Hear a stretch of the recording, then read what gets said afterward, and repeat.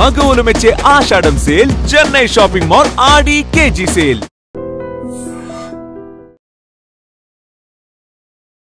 Big breaking ఇది. Actually దుర్గం చెరువులో ఒక యువకుడు ఆత్మహత్య చేసుకోవడానికి ప్రయత్నం చేసిండు. అది నిన్న సాయంత్రం 6:30 ప్రాంతాల్లో.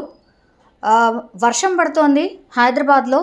గత 2 రోజుల నుంచి కూడా దంచి కొడుతోంది వర్షం. అందులో భాగంగానే జిహెచ్ఎంసీ కావచ్చు, హైడ్రా కావచ్చు, వీళ్ళందరూ కూడా ఎక్కడెక్కడైతే వాటర్ లాగింగ్ పాయింట్స్ ఉన్నాయో వాటన్నిటినీ కూడా క్లియర్ చేయడంలో వీళ్ళు ఆల్మోస్ట్ 24/7 రోడ్ల మీదనే ఉంటూ వాటర్ని ఎప్పటికప్పుడు క్లియర్ చేస్తున్నారు. ఎందుకంటే ట్రాఫిక్ జామ్ విపరీతంగా జరుగుతోంది. అండ్ 6:30 ప్రాంతము అనంటే పీక్ అవర్ అది.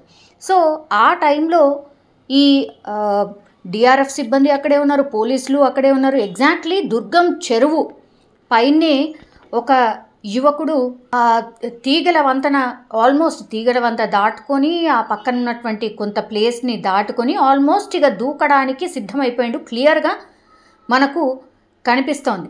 సో ఒక్కసారిగా ఇది గమనించిండ్రు, డిఆర్ఎఫ్ సిబ్బంది గమనించిండ్రు. మనం చూడొచ్చు ఆ విజువల్ క్లియర్గా. సో వెంటనే అటువైపు ఇటువైపు ఉన్న డిఆర్ఎఫ్ సిబ్బందిని అందరినీ కూడా అప్రమత్తం చేసిర్రు. ఇగో ఇట్లా ఎవరో దూకబోతున్నాడు చూడండి అన్నట్టుగా అందరినీ అలర్ట్ చేసిండ్రు.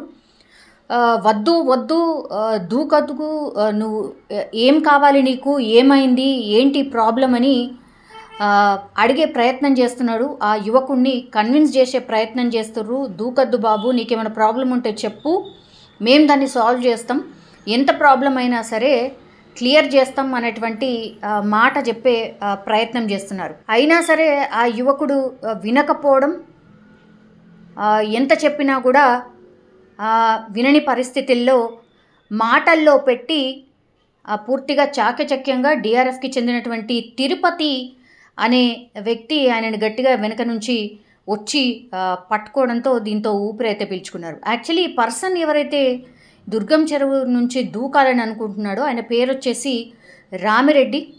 కేవలం 25 సంవత్సరాలు మాత్రమే. ఆయనకు మ్యారేజ్ అయింది, అట్లాగే ఒక పాప కూడా ఉంది అనేసి ఈ ఇన్సిడెంట్ అయిన తర్వాత విచారణ చేస్తే ఆ పర్సన్ చెప్పినటువంటి పరిస్థితి. మద్యానికి బానిస అయిపోయాడు, అంటే మద్యం పూర్తిగా అలవాటైపోయింది. అండ్ తాగిన మత్తులోనే ఈ అబ్బాయి కనిపిస్తూ ఉన్నాడు. తాగిన మత్తులోనే ఇంట్లో గొడవ పడి ఇక లాభం లేదనుకొని ఆత్మహత్య చేసుకోవడానికి వచ్చినట్టుగా పోలీస్ అఫీషియల్స్ అడిగినప్పుడు ఆ వ్యక్తి చెప్పినటువంటి పరిస్థితి. ఇంట్లో ఉన్నటువంటి భార్యని తిట్టడమో కొట్టడమో మద్యం మత్తులో ఇక ఎన్ని చేయాలనో, ఎన్ని అరాచకాలు చేయాలనో అన్నీ చేసుంటాడు. సో భార్య ఇంట్లో నుంచి అలిగి వెళ్ళిపోయిందట. సో అది ఆ బాధను తట్టుకోలేక ఇక ఆత్మహత్యనే శరణ్యం అనుకొని ఆత్మహత్య ప్రయత్నం చేసినట్టుగా విచారణలో ఈ రామిరెడ్డి ఎవరైతే ఈ దుర్గం చెరువు పైనుంచి దూకాలనుకున్నాడో ఆయన చెప్పినటువంటి సిచ్యువేషన్ అయితే కనిపిస్తోంది. కౌన్సిలింగ్ ఇచ్చారు, పోలీస్ స్టేషన్కి తరలించారు. ఇలా కాదు బాబు, ఇట్లా ఉండదు, ఫస్ట్ మద్యాన్ని మానేసాయి, మద్యం మత్తే పూర్తిగా ఇగో నీ లైఫ్ని ఇట్లా ఖరాబ్ చేసింది, కాబట్టి వాటన్నిటి నుంచి బయటపడు అని ఆయనని కౌన్సిలింగ్ ఇప్పించే ప్రయత్నం ఒకటి జరిగింది.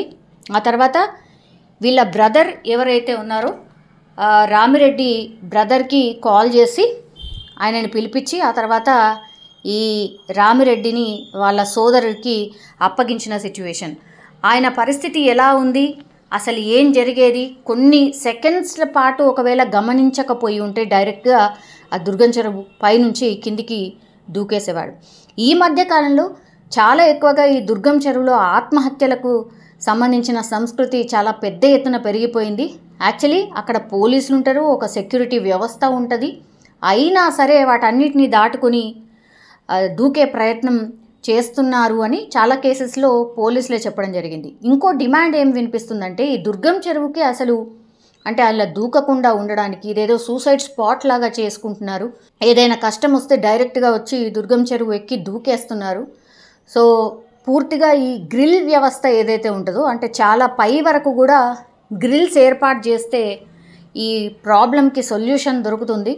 చాలామంది అయితే దుర్గం చెరువు నుంచి పాస్ కావడానికి అక్కడి నుంచి ఇటు వెళ్ళడానికి చాలా ఇష్టపడుతూ ఉంటారు. అండ్ దట్టు చాలామంది పిక్స్ దిగుతూ ఉంటారు. బికాజ్ చాలా అందంగా ఉండే ప్రదేశం అని చాలామంది భావిస్తూ ఉంటారు. కాబట్టి చాలామంది అయితే దుర్గం చెరువు దగ్గర హ్యాపీగా అంటే పిక్ దిగడానికి ఇష్టపడుతూ ఉంటారు. కానీ ఈ మధ్య కాలంలో ఇట్లా సూసైడ్కి సంబంధించిన కేసెస్ పెద్ద ఎత్తున పెరిగిపోతున్నాయి. కాబట్టి ఒక డిమాండ్ అయితే వినిపిస్తోంది, అక్కడ అసలు దూకకుండా ఒక పటిష్ట వ్యవస్థని ఏర్పాటు చేయాలి. బికాజ్ అంత అందమైన ప్రాంతాన్ని అదేదో సూసైడ్ స్పాట్గా చేస్తున్నారు. ఎస్పెషల్లీ యువతకి సంబంధించిన ఇన్సిడెంట్సే ఎక్కువ జరుగుతున్నాయి. చాలామంది టీనేజర్స్ ఇగో చిన్న చిన్న వాటికే దూకేసి ఆత్మహత్య ప్రయత్నం చేసుకుంటున్నారు.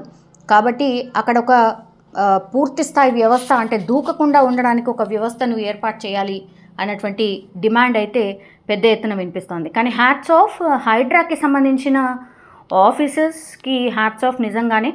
బికాజ్ ఆయన గమనించకపోయి ఉంటే, ఆయనను కన్విన్స్ చేయకపోయి ఉంటే డెఫినెట్లీ ఈ రామిరెడ్డి అనే వ్యక్తి ఎవరైతే ఉన్నారో ఆయన ఈ దుర్గం చెరువు బ్రిడ్జ్ పై నుంచి కిందికి దూకేసే పరిస్థితి అయితే ఉండేది. నిజంగా ప్రస్తుతం ఉన్నటువంటి సమాజం దేనికి ప్రయారిటీ ఇస్తుంది? ఆర్థిక సంబంధాల చుట్టూ మాత్రమే తిరుగుతుంది. మళ్ళీ ఎన్నికలంగానే చాలా విరక్తి కలుగుతాం. మంచి అనిపిస్తుంది కదా, లేడీస్ కూడా ఛాలెంజింగ్ జాబ్స్ చేసినప్పుడు చాలా బాగుంటది. ట్రాఫిక్ అసిస్టెంట్స్ గా నియమించిన ట్రాన్స్జెండర్స్ అందరితో సాల్యూట్ చేయించుకుంటున్నారు. ఫుడ్ డెలివరీ ఇవ్వటానికి వెళ్ళినటువంటి డెలివరీ బాయ్ అనిల్ పై కళ్ళ ముందు పెళ్ళండి